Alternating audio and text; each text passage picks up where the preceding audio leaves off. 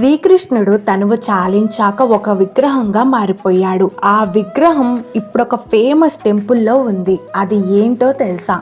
శ్రీకృష్ణుడి అంత్యక్రియలు జరిగిన తర్వాత గుండె భాగం మాత్రం కాలలేదు. అది సముద్రంలో పారవేశారు. కొంతకాలానికి సముద్రంలో నల్లటి విష్ణుమూర్తి శిలగా మారింది. విశ్వాసురుడు అనే గిరిజన జాతికి చెందిన నాయకుడికి ఈ శిల దొరుకుతుంది. ఈ విగ్రహాన్ని నీలమాధవుడు అనే పేరుతో ప్రతిష్ఠించి పూజలు చేసేవాడు.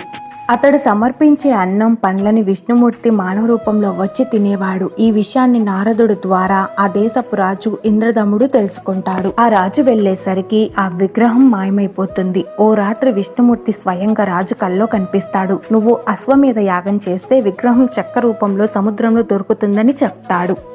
సముద్రంలో రాజుకి ఒక పెద్ద చెక్క కనిపిస్తుంది. దాన్ని విగ్రహంగా చెక్కాలని దేవతల శిల్పి అయిన విశ్వకర్మను కోరతాడు. విశ్వకర్మ అలానే చెక్కతో విగ్రహాన్ని తయారు చేస్తాడు. అదే పూరి జగన్నాథ ఆలయం.